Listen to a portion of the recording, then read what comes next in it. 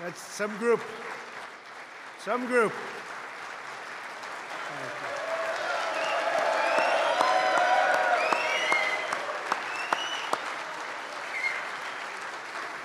Winning is a good thing, isn't it? Winning.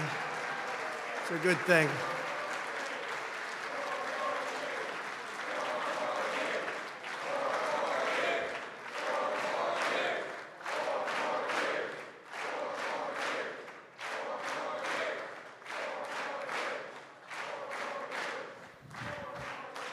Thank you very much. Thank you. That's fantastic. A lot of power in this room. Wow.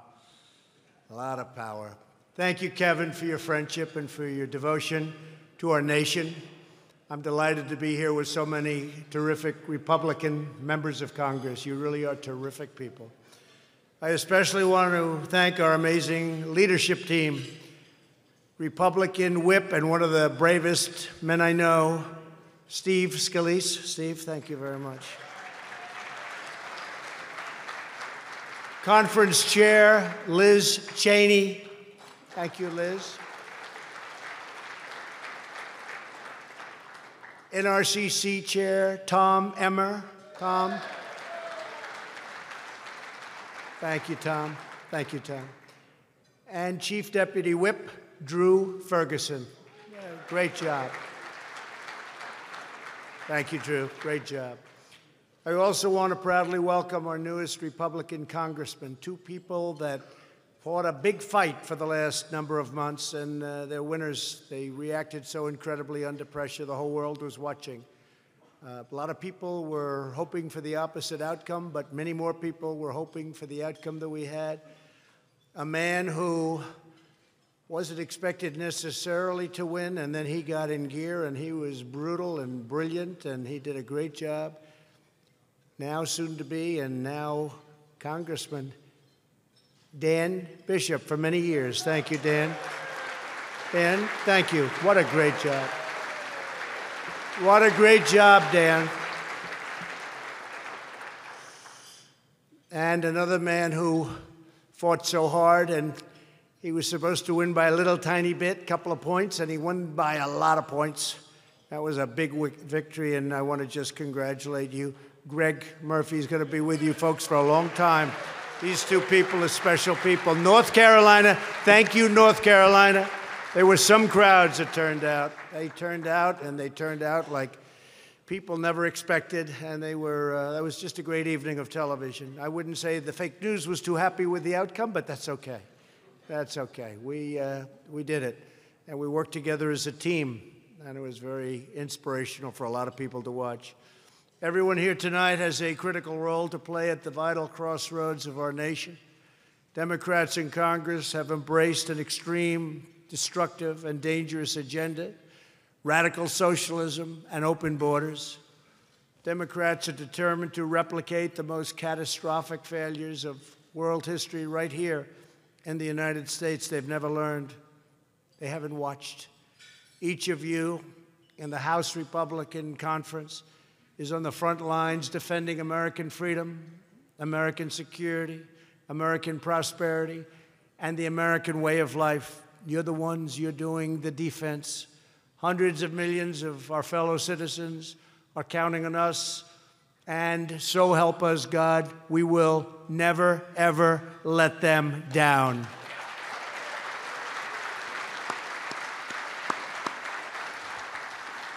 Together, we're going to fight historic battles, and we have historic battles ahead of us. Going to make our country even greater.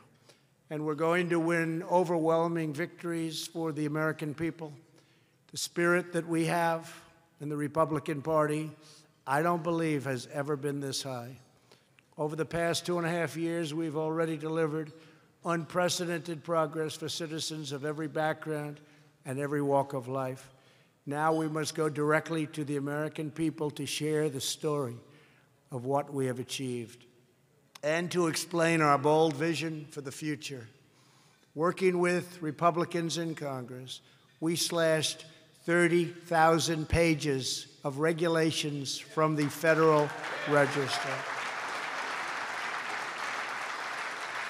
And that is an all-time record, and we did that in a lot less years. That's an all-time record no matter how long a president served. We saved an average American household $3,000. Earlier today, my administration formally repealed the horrible, dangerous, anti-everything Waters of the United States rule. Thank you, Louis. Thank you, Louis.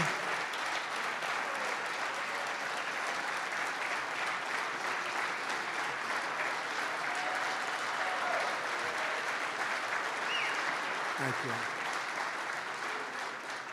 I always say the only thing that had going for it that was good was the title. I said, I'm the only one that would sign this. But it was a good thing we did, right, Louis? It was a good thing we did. Government will no longer try to micromanage every rain puddle and every drainage ditch on private land. They took your land away from you.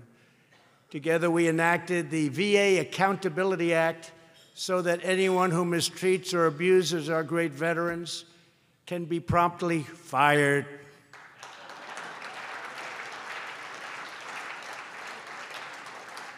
There was a time you couldn't fire anyone, no matter how they treated our veterans, whether they stole or they were sadists, and we had some of them too. You couldn't fire them, and now we can do it very, very quickly and easily. They don't treat our veterans well, we get them out. Since then, we've removed more than 7,600 employees who failed to give our vets the care that they so richly deserve. We're also very proud to tell you that the Veterans' Choice, which is something special, so special, they've been trying to get it for decades and decades, choice, so that more veterans have the right to see a private doctor if they have to wait online, instead of waiting for 2 weeks or 3 weeks or 5 weeks or numbers that you wouldn't even believe. Think of it. You're sick, you're not feeling well, and they tell you come back in 4 weeks. Now you go outside, you go to a local doctor of your choice. By the way, unlike somebody else where they said you can have your doctor and you can have your plan 28 times. That didn't work out too well. You go out, you see a doctor of your choice, we pay the bill, and it's been an incredible thing. I'll tell you, what's happening at the VA has been really something special. If you look and you just see it. All you used to see and read about is how bad the VA was run, how horrible it was, and you don't hear those stories anymore. Now, you know, what will go is these people will run out, they'll start trying to find somebody who is unhappy, thousands and hundreds of thousands of people. Who's unhappy? Please call us immediately. And that's the problem. But I will tell you, people are really happy. What we've done there is incredible. We achieved record funding to restore the awesome might of the American military, $700 billion last year, $716 billion this year. And now just approved, thank you very much, $738 billion next year. More money by far than ever before.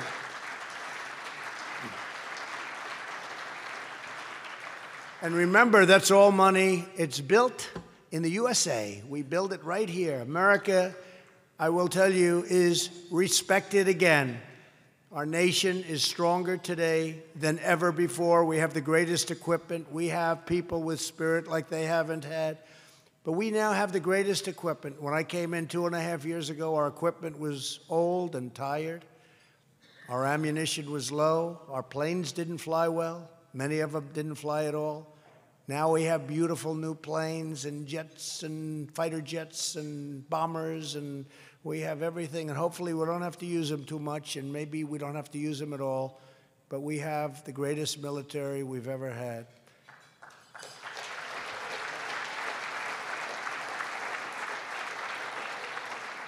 And together, so importantly, we ended the last administration's heartless war on American energy. For all of the folks in Texas, we got a lot of you tonight. You're very happy, and plenty of other places, but you're very happy. The United States is now the #1 energy producer anywhere in the world by far. For the first time in more than 60 years, this just happened, we are now a net exporter of American natural gas. And we're ending decades of foreign energy reliance to unleash the blessings of American energy independence. We are really, if you look at what's going on in certain countries in the Middle East, and you look at the straits, and you see the ships, and they're being taken, and they're being, not too often, by the way, because frankly, Iran is a much different country than it was 2.5 years ago. But they were saying, we don't see any American ships. There are no American. Number one, they wouldn't take them. They better not take them. And number two, we don't have too many there. We used to be flooded. We used to get everything there. And now it's a whole different story. We're very energy independent. We've invested billions of dollars to combat the opioid crisis and those struggling with addiction to find access to treatment, education, and employment, a tremendous problem. We've had tremendous success with opioid. Not that it goes away, but we're looking very strongly for something that can really take away the pain, just take away the pain without being addictive. And we're getting very close, but this is a brutal, people go into the hospital for a week and they come out drug addicts. They come out addicted. It's a terrible thing, but we're working very hard and we're getting very close, finding a painkiller that's not addictive. For the first time in 3 decades, drug overdose deaths have declined. Think of that, over 30 years. First time. Thanks to the entire Republican team in Congress, we passed the biggest tax cut and reform in American history.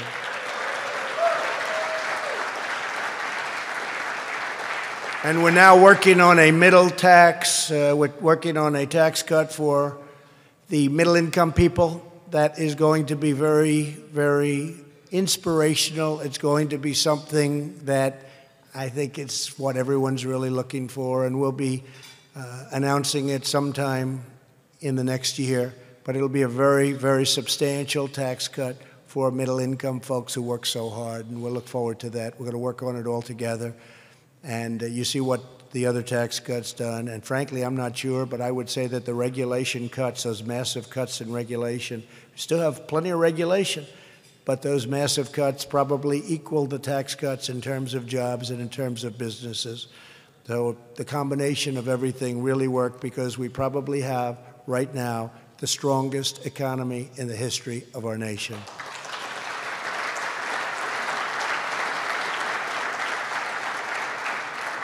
And where the media is trying to begging, oh, they want a recession so badly. Oh, the word. And every time they go after us, you notice the market goes up. It's the craziest thing. We're going to have to explain this one to me. But we're doing great. We're very close to having another stock market record. Went up again today.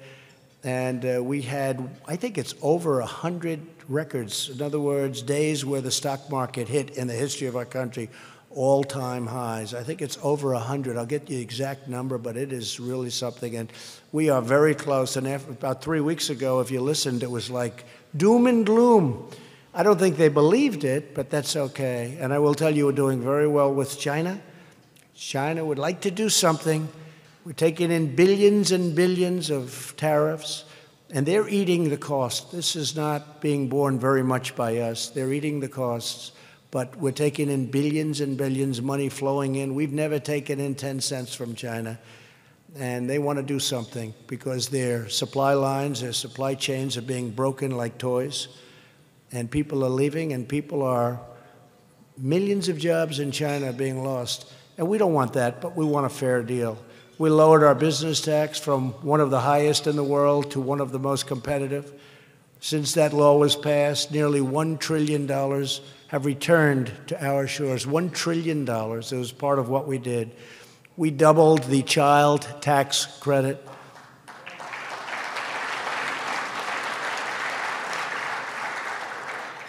Thank you to a number of people for that, but especially Ivanka Trump. That was so important to her to make sure that she understood Jared is here, but she understood exactly what that meant. She worked so hard on that.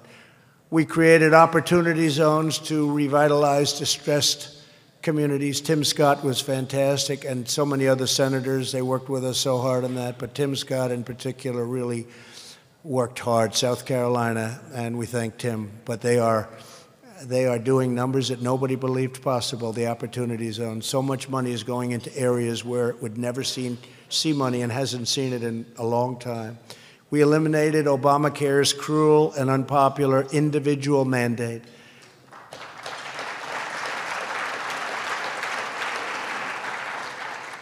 Since our election in 2016, we've created more than 6 million new jobs, including over 1 million manufacturing, energy, and construction jobs. Remember when President Obama said, no, forget the manufacturing, not going to happen. Well, we have almost 600,000 just in terms of manufacturing jobs, and nobody thought that was possible. And frankly, as soon as we get the trade stuff perfect, just the way we want it, we'll only sign it when it's good, really good. Wait till you see what happens with this economy. We are ready to really rock it even more. We've done very well. You go from election night, the day after, take November 9th, and you look at the numbers on stock markets, over 50%. 401ks are through the roof. People come up to me all the time, thank you, sir, my 401k is up 72%. It's up whatever it may be, numbers that they've never had before. Nobody's ever seen anything like it. And this is when we're fighting people on trade, when we have this great military, and we defend countries that are immensely wealthy, and they don't help us out. They don't pay us for almost anything. And we're talking to those countries. They're our friends, they're our allies. Sometimes our allies treat us worse than anybody else, but we can't let that happen, and they don't want to let that happen. It just takes a little getting used to, because nobody's ever asked them, look, we're defending your country. You're rich as can be. You got to help us out. You got to pay a little bit. And they go, no. I say, no, King, you got to pay. No, Mr. President, Mr. Prime Minister, you got to pay. You got to pay.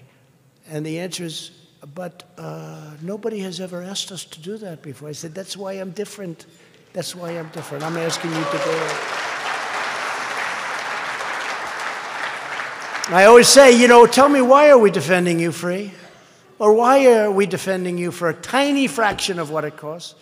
And then you take advantage of the United States for many years on trade. So we get killed with trade, we get killed with defending your nation. Tell me, Mr. President, tell me, Mr. Prime Minister, tell me, King or Queen, why are we protecting your country? And you take advantage of us on trade. And they go, but nobody has ever asked me that question before. I said, tell me why. They can't think of an answer. The only thing they say all the time, because it has always been that way. I said, well, it's not going to be that way any longer. You got to pay. It's true. Not going to be that way any longer.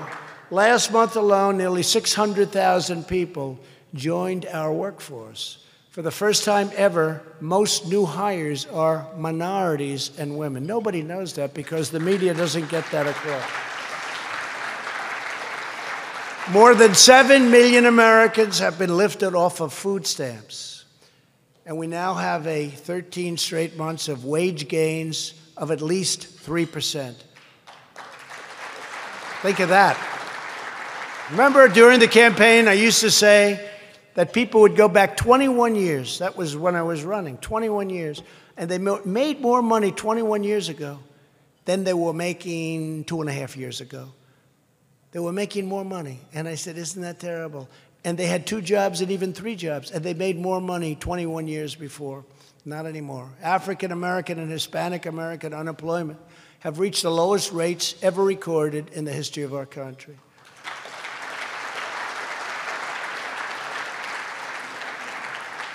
I wonder if that will be mentioned tonight during the debate. I don't know. I have a feeling. What do you think, Steve? I don't think so. Kevin, you think they'll be talking about that? I don't think so. That's a good debate point. As they hit me left and right, I'll say African-American unemployment is the lowest it's ever been. And just leave the stage. Say thank you very much. Good luck. But another good one is that African-American and Hispanic American poverty rates have also reached the all-time, in our history, record lows. I mean, how do you lose this debate? How do you lose the debate? That's a tough one to beat also. Our pledge to the American worker has already secured commitments for 13 million employment and training opportunities for American citizens. We have these great companies, greatest companies in the world, and they're training people. Government can't really train them. We're training people through these incredible programs where we're going to these unbelievable, Walmart as an example, and so many others. We're going to the companies and they're taking people and training them. We could never train them for that. Nobody can train them for that, only the company itself. 13 million people, and it's something beautiful to see. We gather tonight to celebrate these extraordinary gains. We've done things that I don't think any administration has even come close in the first 2.5 years. We have done things that very, very few have even thought about doing. But we also meet to prepare for the coming fight, because the traditions and beliefs that have made the American dream possible are under attack like never before. You've never seen anything like it. I've never seen anything like it. House Democrats are pursuing the most radical far-left program ever put forward in that historic chamber. It's the Democrats and it's the media. We're fighting two battles. The Democrats and the media. It's as if they're one, because they are one. They're working together, they're colluding, and they're obstructing.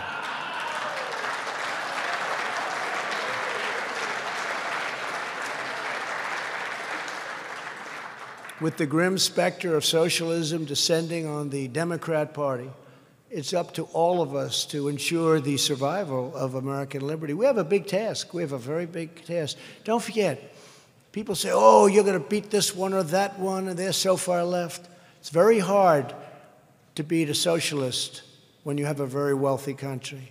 We have a very wealthy country.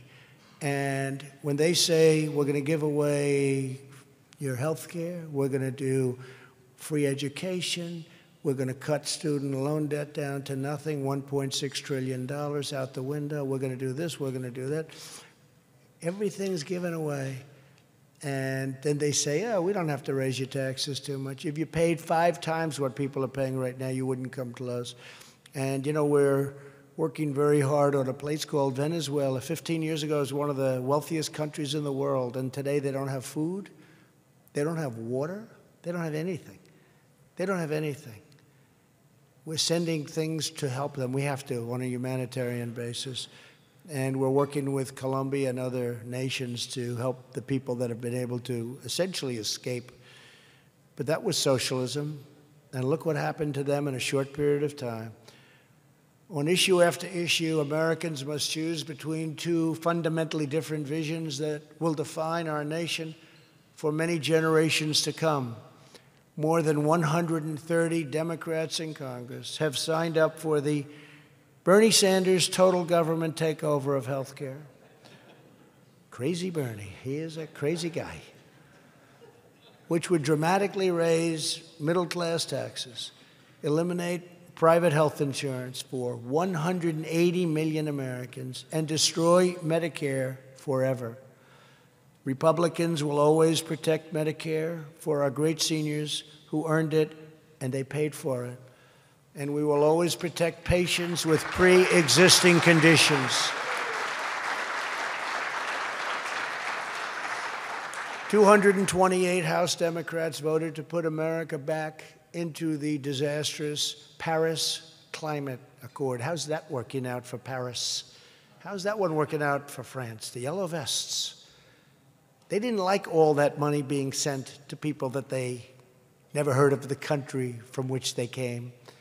And hasn't been working out well, but that would have been a disaster for us. It would have cost us a tremendous fortune.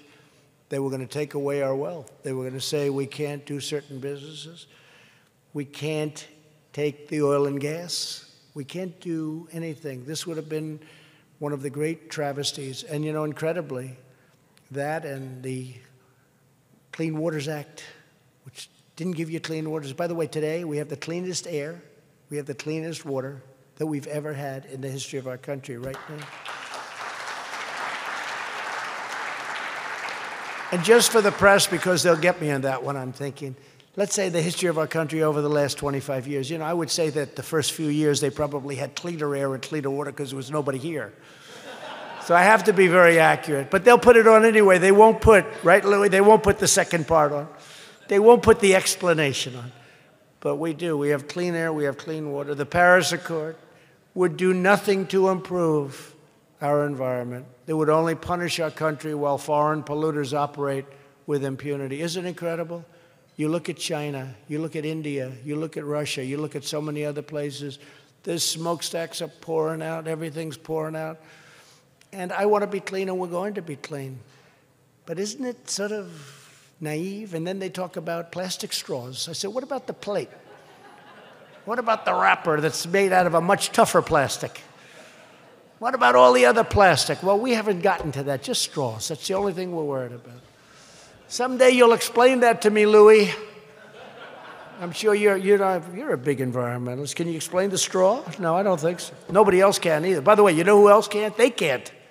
They can't explain it. We did a couple of things. We're working on cars because for a virtually just insignificant amount of energy, we're going to be able to produce cars that are substantially, by $3,500 or so, cheaper, less expensive, that are much, much safer. Because they're heavier, they're stronger. They're not made out of paper mache. They're heavier, stronger, and they'll cost a lot less money. And you saw that. The light bulb. People said, what's with the light bulb? I said, here's the story. And I looked at it. The bulb that we're being forced to use, number one, to me, most importantly, the light's no good. I always look orange. And so do you. The light is the worst. But number two, it's many times more expensive than that old incandescent bulb that worked very well. And very importantly, I don't know if you know this, they have warnings. If it breaks, it's considered a hazardous waste site. It's gases inside. And read what they say. If it breaks, bring it to your local whatever, have it wrapped, have it this. What are we doing? What are we doing? And I said to one of the top people today, well, they break a lot, don't they? Yes, sir. What do? They just throw them away. They don't care. But they call it hazardous waste. But it's many times more expensive. And the light is not as good. I mean, frankly, the light is not as good. So we're going to sell that, but we're also going to sell incandescent bulbs, and people are so happy about it. It's really been pretty amazing. People don't tell you why. All they do is say, oh, he's getting rid of an energy-efficient bulb. Well, they don't tell you about the dangers of the bulb, and they don't tell you about the cost of that bulb. Over 100 Democrats have signed up to support the $100 trillion Green New Deal.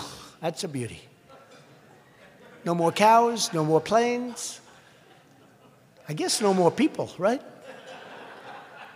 Because Kevin is just like a cow, he's just smaller. I had to pick somebody for that one, Kevin, and I just looked at that beautiful political face of yours, you know. There's a little truth to that. But this Green New Deal is crazy. Now they're talking about it tonight. I see hardened Democrat politicians that have, been smart. And I say, it's incredible. They're standing behind AOC. I call her Cortez because you don't have enough time to go through the whole name. I just call Cortez. They don't like that when you call her Cortez, but her name is Cortez, too long. Or I call her AOC. Then I call the others AOC plus 3. They don't like that. AOC plus 3. That's the definition. But, I see her, and I see what she's talking. She's going through this deal. It's so insane. But I don't want to talk about it. It's too early. I hit Pocahontas way too early.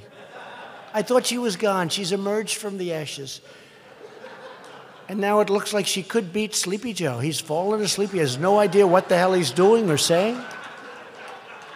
And President Xi of China, he is tough. Oh, boy, he's a furious kind of a guy. Great guy, but furious. He's dying to see. He wants Sleepy Joe. Can you imagine those two guys in a room? Here's Xi, and here's Sleepy Joe. What? Where am I? Where am I? Just sign here, Sleepy Joe. Just sign here. Like you guys have been doing for the last 25 years. Let us keep taking $500 billion out of your account. Let's keep rebuilding China with America's money. That's stopping. A lot of things are stopping that are bad and foolish, crazy. But we won't let Democrats obliterate domestic industry and cripple working-class families with sky-high energy prices. Democrats are proposing to pack the courts with lawless activist judges. We have one. We have many. Look at some of these rulings. But lately, we're doing well. Lately, we're doing well. And today, I signed the 150th judge, federal judge. Think of it, 150, including Court of Appeals and 2 great Supreme Court justices. Think of that. And yesterday, coincidentally, we just won the asylum case, the big one, the big one. And we won it in a vote of 7-2. So that wasn't a very close one, Kevin. 7-2. And to me, so importantly, because we want to build that wall, we're going to build that wall, and we are building that wall because 3 months ago, we won the case on the wall. So that wall is being built, and it's being built rapidly. And we hope to have as much as 500 miles of wall built by the end of next year. 500 miles. That's a lot. That's about what we want. And that's being built despite the most obstructive group of people I've ever seen. And let me tell you, if they want to run their campaign on open borders, and if they want to run their campaign on some of the things they're saying, Green New Deal, and all it entails, I just say, let them go. Don't criticize it too much, please. Because one thing I've learned about politics, you can say something one day that's just absolutely insane, like they're saying, and then about 2 weeks later, say the exact opposite, and nobody will ever even call you on it. It's the craziest business.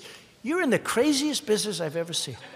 It's crazy. You can do whatever you want, and then 2 weeks later, they'll say something different. So I want to bring them way down the pike before we start criticizing the Green New Deal. So I just want to say, because we get a lot of television watching tonight, even though I guess they should be watching the debate, but they're probably watching us. But we have a lot. See those cameras back there? We kept the reporters out, but we have those cameras. See those red bulbs? That means we're on live. But I will tell you this, the Green New Deal, we just want that thing to go as long as it can. Because anybody that can win office promoting the Green New Deal, they deserve to win.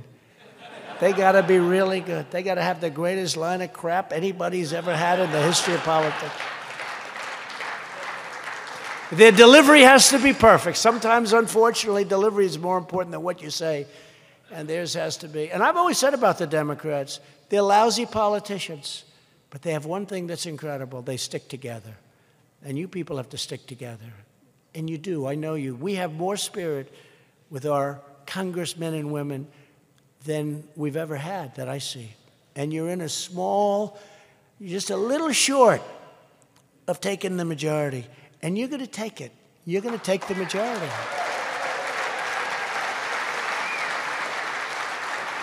And Dan Bishop and Greg Murphy, they'll tell you because they saw what happened. We went into those communities and they went out to vote like nobody's ever seen before. And I'm going to stop at every community that I can. We're going to make a list of 50 or so, and we'll stop there. I got a lot of energy. That's good. If you don't have the energy, you can forget that one. Hillary should make 2 stops and she'd say, I got to rest for a couple of weeks. Let me rest for a couple of weeks. No, she didn't like stairs. She didn't like airplanes. She didn't like a lot. She said, I don't have to go to Wisconsin to campaign. Her husband, Bill, who's a pro, said, you know, I saw what they're doing in Wisconsin. I don't like it. There's a lot of those Trump and Trump Pence signs out there. There's a lot of them. I don't like it. Don't worry about it, darling. Wisconsin's going to be just fine. The winner of Wisconsin is Donald Trump. There's a lot of signs, he said. In Michigan, there's a lot of signs on the lawns. I was there. There's signs all over the place. You got to go back to Michigan more often. No, you don't understand. Michigan hasn't been won for decades by a Republican. My people tell me we're great. I don't know who her people were. Now that's called, if they ever threatened me with that I colluded with her people, that I could understand. That I could understand.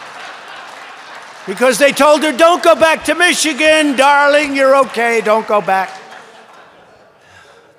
Donald Trump has won the great state of Michigan.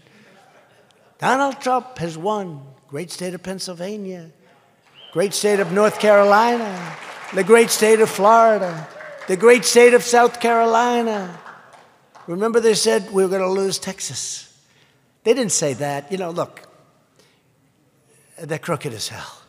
But they did say, remember? They said Texas is in play. So being somewhat new to the game, like having done it for about 3 months, I said, let me ask you a question. What does it mean when they say it's in play? Sir, that means it's too close to call. Well, I'm like 6 or 7 months out there saying Texas is in play. So I said, I don't think so. I went to make a speech. We had a line that was miles long. I don't think so. And everybody else was telling me. A great guy got on in Texas, and he's wearing this big cowboy hat, this beautiful hat. I wish we could wear them. Nobody would ever look at my hair and criticize me. I'd wear that hat, but I'd never take it off. You ever notice in Texas, they sit down and have breakfast here. They wear the hat. I like that. I would do that. I don't have to worry about hairspray. I don't have to worry about my hair blowing, beautifully blowing in the wind. And this guy's on television, big, strong Texas guy. And they asked him about the race being so close. This is like 5 months before the election. He said, I don't know where you come from, but I come from Texas. And I'll tell you a couple of things, but one of the things I'll tell you for real, this race ain't close at all. Trump's going to win by a lot. So we get to the evening, and they're saying Texas is in play. It's too close. The polls close at 8 o'clock. Now, unless you have a huge commanding lead, you know, it takes an hour, 2 hours, 3 hours before they predict, right? Before they say who won. And the polls close. The polls have closed in Texas. Donald Trump has won the state of Texas. And for like 6 months, and then today I heard it again. I think it was boot edge edge. Boot edge edge. They said, think of it as boot and then edge edge, because nobody can pronounce this guy's name. Nobody. Boot edge edge. They say boot edge edge and Trump. What I've done for energy, if anybody beat me in Texas, I don't think anybody can beat me. I don't think Rockefeller can beat me in Texas. The real Rockefeller, the first Rockefeller, I think he'd have a hard time beating me in Texas. But anyway, they said, boot edge edge. Do you believe this guy? He's doing a rotten job running his own city. Lousy job. But they say Buttigieg is 2 points up in the state of Texas against President Trump. I said, I don't think so. I don't think so. No, I don't worry about that too much. What do you think, Louis? Who's winning Texas? You think Buttigieg is winning Texas? I've had him up to here. Democrats care more about illegal aliens than their own constituents. Republicans know our duty is to represent American citizens. Democrats voted against Kate's Law. How about what's Kate's Law? How about this? And now they even threw out the charge about gun possession, which was like the smallest. He got away with murder, got away. Can you imagine? But it's not over yet. Not over yet. What a horrible thing took place in San Francisco with that incredible, beautiful young woman holding her father's hand and saying, Daddy, Daddy, what happened? Can you imagine the shock of it? That's just incredible. And this lowlife gets out.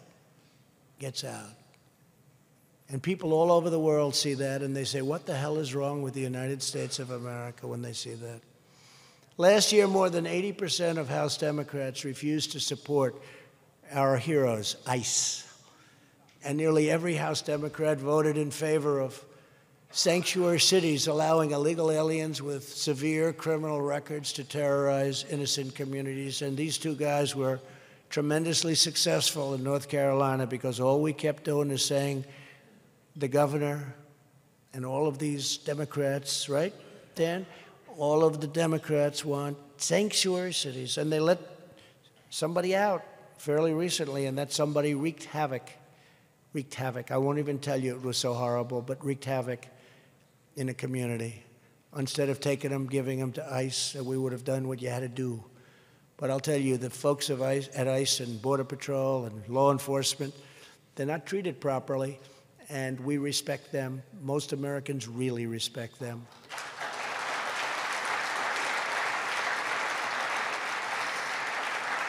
Yeah.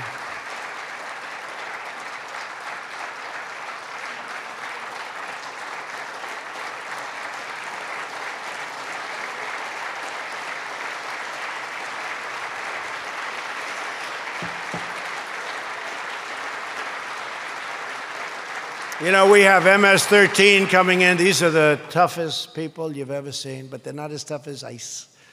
And ICE runs into their nests. You know, they call them in nests. These are people that don't even like guns because they're not painful enough. They take young women, they slice them up with a knife. They slice them up, beautiful, young, in a case, 2 16-year-old young girls walking home from school. They took them and they sliced them up because it was more painful. They killed them. Animals. And then if you use the term animal, I mean, look, you know, Nancy Pelosi attacked me because I called them animals. Remember that? She said, they're not animals, they're human beings. Well, I don't think so. But ICE will go into a nest. They call it a nest. We have a lot of them congregating, up to no good. And ICE will run into that nest like it's like they're having breakfast with their family on Monday morning. They're tough. And they're patriots, and they love our country. And we're throwing out MS-13 by the thousands. We're throwing them. We're getting them the hell out of our country.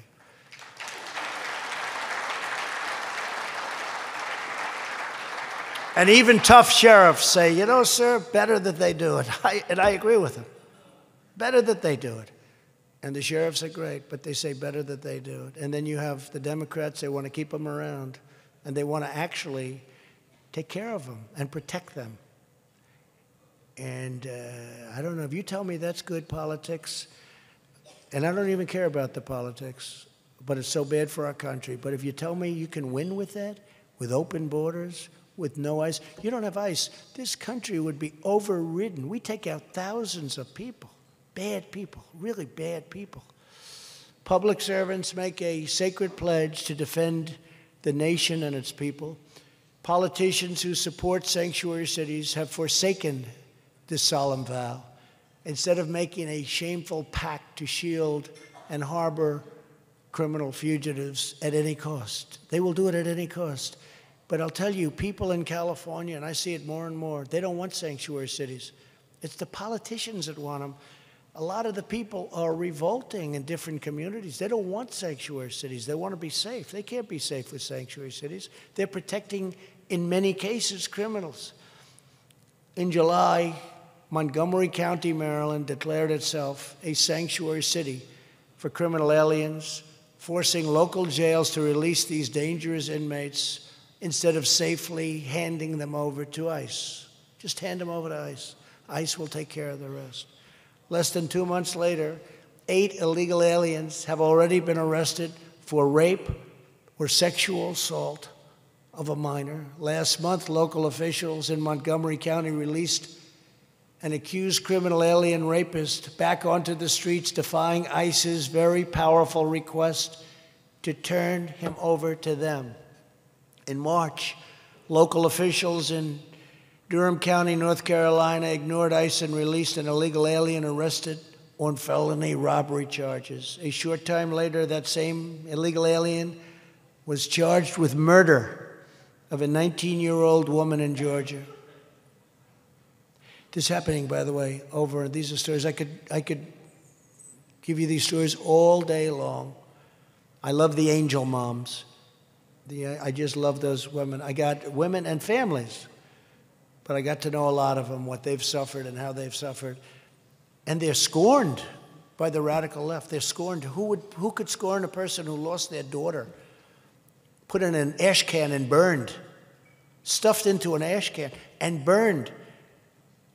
And they find the person, and it's like, who could endure what they've been through?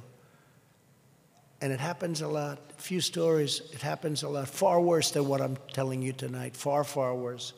Democrats believe our cities should be sanctuaries for violent criminal aliens.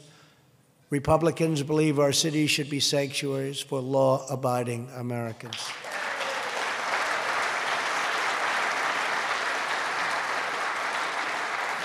Democrats also believe any illegal alien who merely sets foot on U.S. soil should be automatically released into the interior of the United States and then given free health care for life. These craven policies impoverish U.S. communities while enriching human smugglers, traffickers, and vicious criminal cartels. 208 House Democrats, nearly 90% of the Democrat caucus, also voted against notifying ICE whenever an illegal alien tries to buy a gun. Meanwhile, Democrats want to confiscate guns from law-abiding Americans, so they're totally defenseless when somebody walks into their house with a gun. It's like, whatever you want, whatever you want. I'm defenseless, whatever you want. How crazy is this? Republicans will forever uphold the fundamental right to keep and bear arms.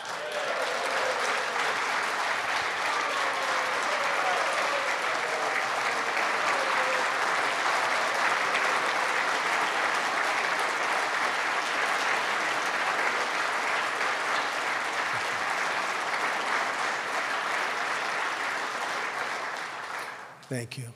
The agenda of the Democrat Party is the demolition of the American middle class, because that's what happens.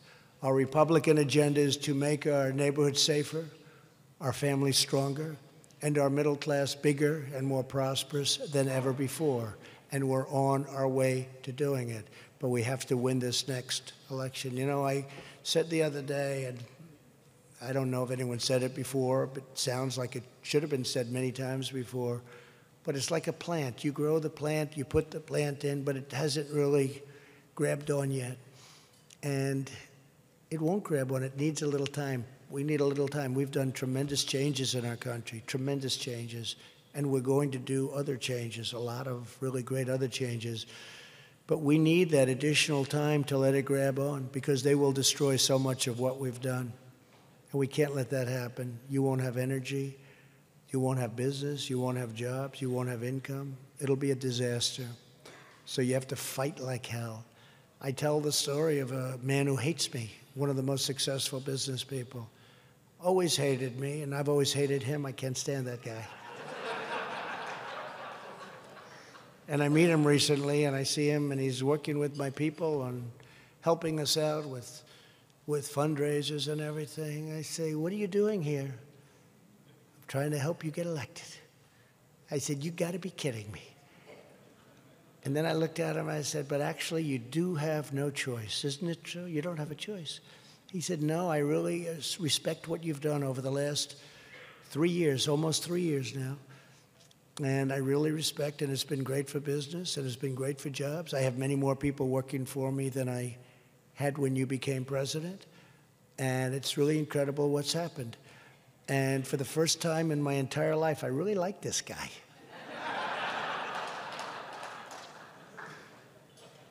Although he's a tough guy, he's a bad guy.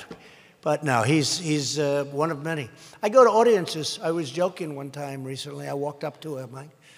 I said, listen, I don't have to make a very long speech. You really have to elect me. Whether you like me or not, it makes no difference, because our country will go to hell if any of these people get in. It'll go to hell. So I'm going to leave now. Goodbye, everybody. And I joked. And then I came back and I talked. But I said, you know, I was joking, but I'm really not joking. You have no choice, because whoever they put in, The saner they are, the worse they're doing. And whoever they put in, it looks like it's going to be a revolution to the left. They're going to take your money. They're going to take and very much hurt your families.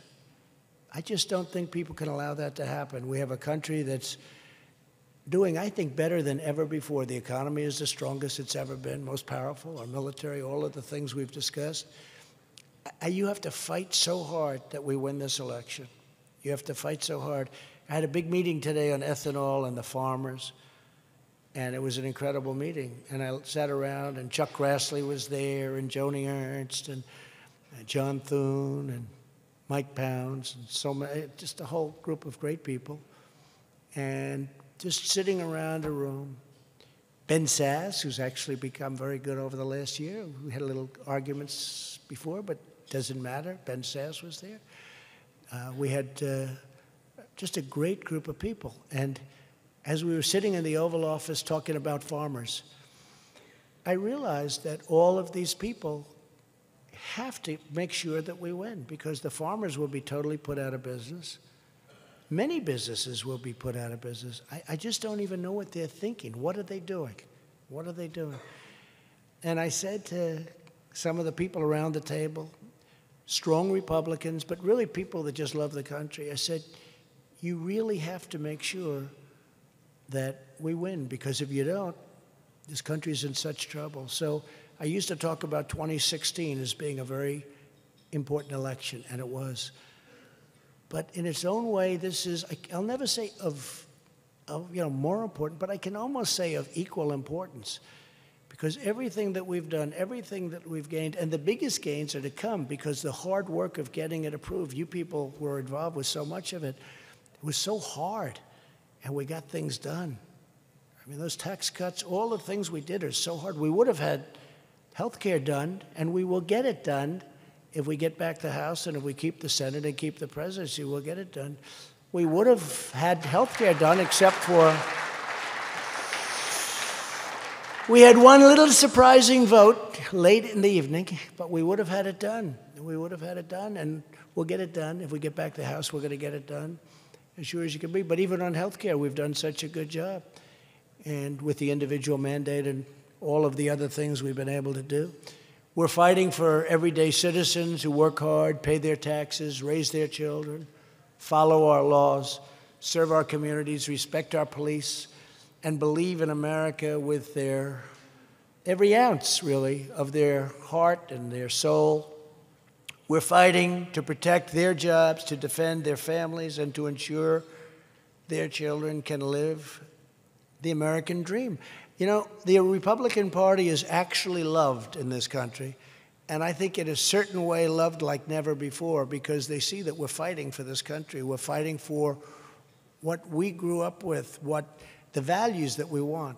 The Republican Party, you know, some people probably take it a little bit for granted, but you really are. You're loved out there. I see it. I see it all the time. Whenever I saw it in North Carolina the other day, I'm backstage waiting to go on, and so many people have come up to me and they say, "Sir, thank you for saving our nation." Well, you're equal to me. What you've done is incredible. Some of the things that you've done in a short period of time is pretty damn incredible.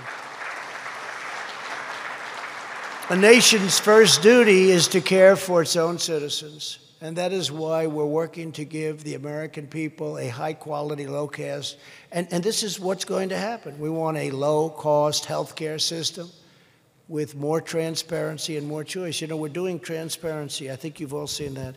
And a man came in who's an expert. He's a tremendous, tremendous man who I have a lot of respect for. And he said, transparency. I said, explain transparency. Sounds very simple. And I got it done.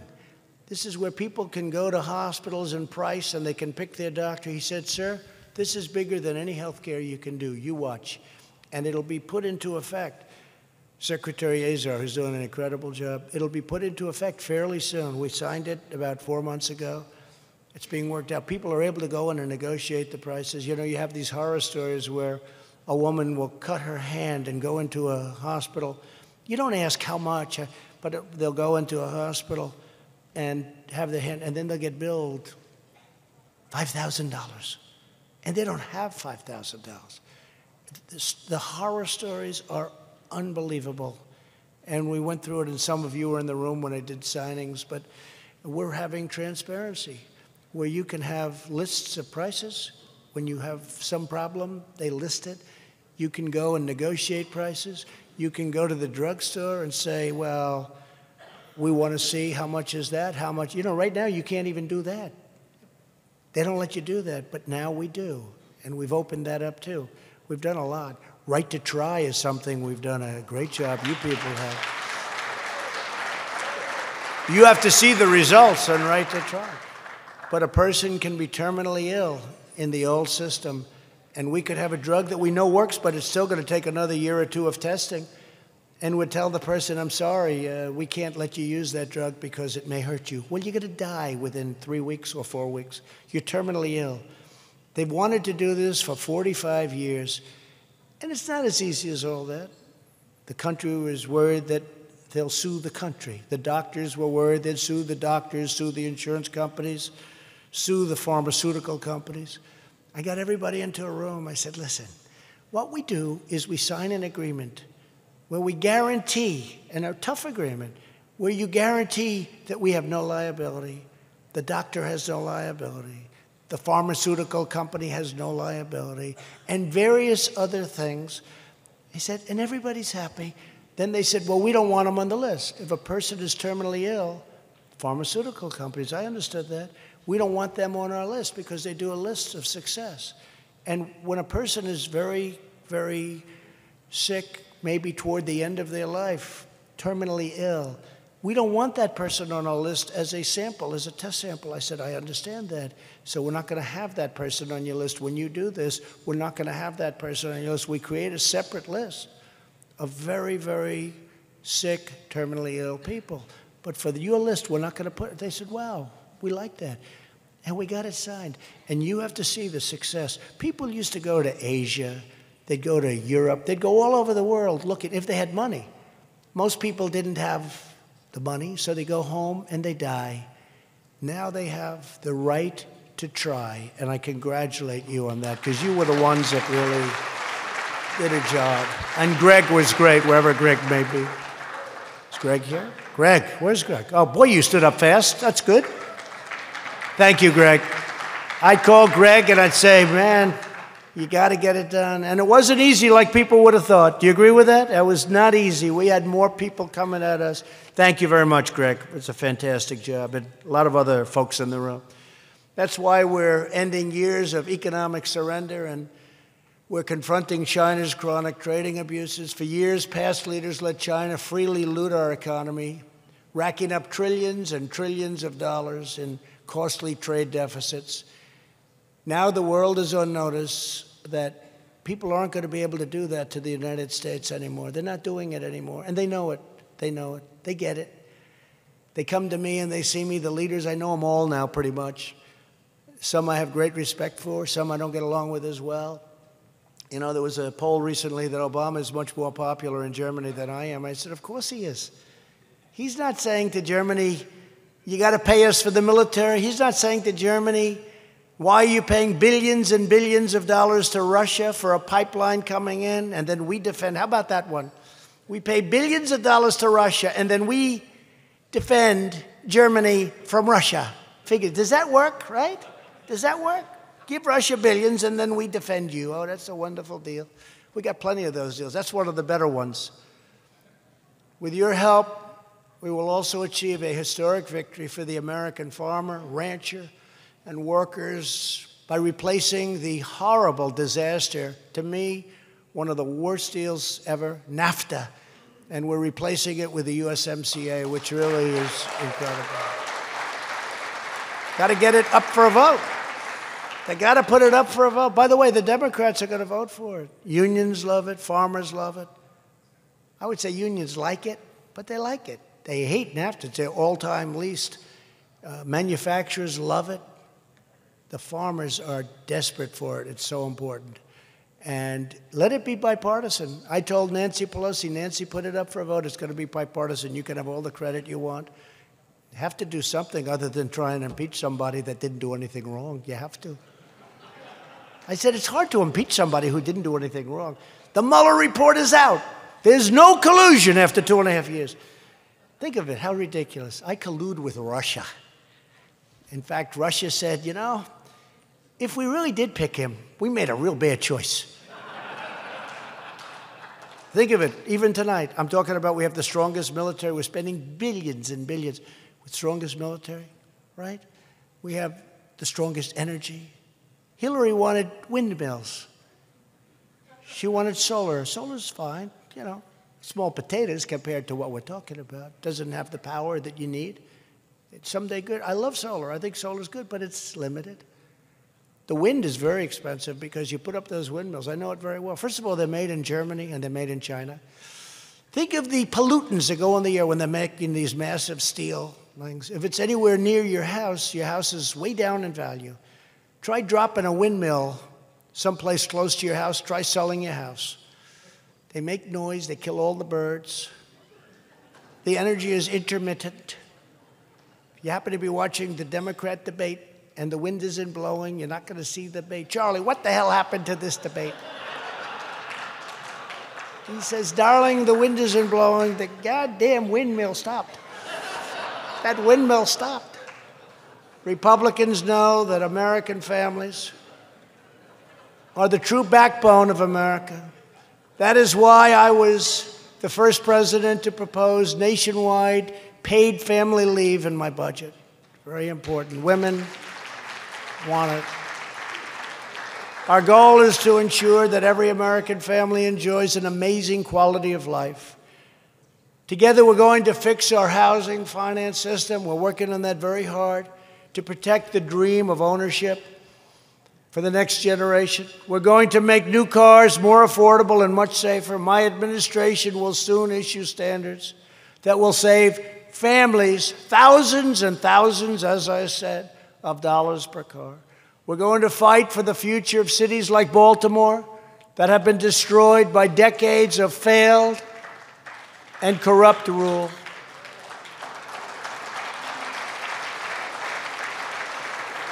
The left-wing agenda of total government domination, crushing regulation, crippling taxes, unrestricted migration, and I mean, think of this.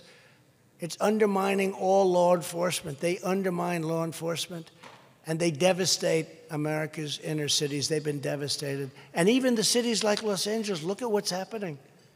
It's like, look at what's happening. San Francisco. Take a look at what's going on. And we're going to have to step in and do something about it because we can't allow that to happen to our great cities. Los Angeles is a great city. We can't allow it.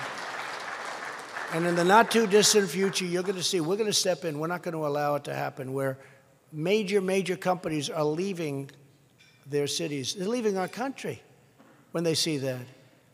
You walk in, they pay a lot of rent. They walk into a beautiful building, the best street in California, and you have a site that nobody even can believe. Nobody can believe, and we're going to have to do something about it. And we will do something about it. We're going to give them notice. In fact, we gave them a notice today. Clean it up. You got to do something. You can't have it. These are our great American cities, and they're an embarrassment, what the Democrats have let happen. Republicans want to rebuild our inner cities and provide a future of limitless opportunity for all Americans. And Republicans believe that parents should have the right to send their kids to the school of their choice.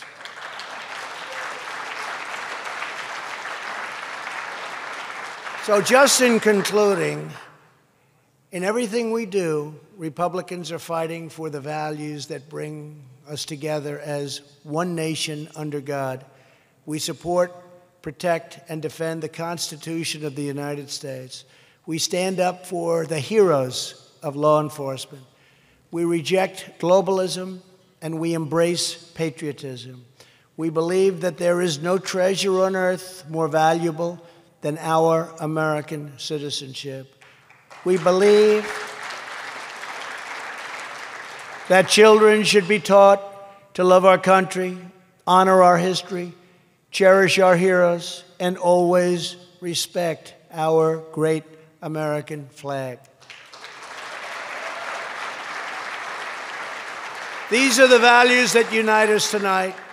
These are the values that bind our country. These are the values the American people share deep in their souls. And these are the values that Republicans will champion all across the land. And that's what's happening. And that's why people love what you're doing. That's why people are loving the Republican Party again. Our task is to be confident in these truths, certain of this vision, bold in our actions, and forever loyal to the citizens we serve. If we stay true to our mission, and we have to stick together like they do. They got nothing else on us. But like I said, they stick together. If we remain firm in our convictions, if we always put America first, then there will be no limit to the progress that we will make, no bounds to the good that we will do, no ceiling on the heights that we will reach, and no end to the victories we will achieve. We will win, win, win, and we will keep on winning. You know, I tell that story, and some people love it, and probably some don't, but I think they all love it. I'm going to win a place like, here we go. I'm going to use Dan as an example. I'm in North Carolina, and I'm going to say we're going to win again. We're going to win so much, right, Dan? We're going to win so much. We're going to win, win, win. And our country, you go back, and we haven't been doing so much winning with trade and with all of these different things. And I'm going to go to Dan Bishop, and I'm going to say, Dan, we're going to win. And they're going to come in to see Dan. They're going to say, please, please, stop the president from winning. We're winning so much. Dan, go visit. You're a new congressman. Go to the Oval Office. He respects you because unlike these other people, he doesn't know you so well, so you are still respected. And please see the president and talk to the president. Tell him to stop winning so much. We don't want to win so much in the great state of North Carolina. And I'm going to say, Dan, I'm sorry. I'm not doing that. We're going to keep winning, winning, winning. Right, Dan? We're going to keep winning, winning, winning. Congratulations. After all we've achieved and after everything that we've accomplished, our message is simple. The best is yet to come. The best is yet to come. Together, we will make America stronger and safer and prouder and greater than ever before. And I want to thank everybody for being tonight. You are a terrific group, and I know almost all of you. I like most of you. I know all of you. Now, you're a terrific group, and I think we're going to have a terrific long time together. And Kevin and everybody, I want to thank you. This was an incredible evening. Thank you very much. Great job. Thank you. Thank you.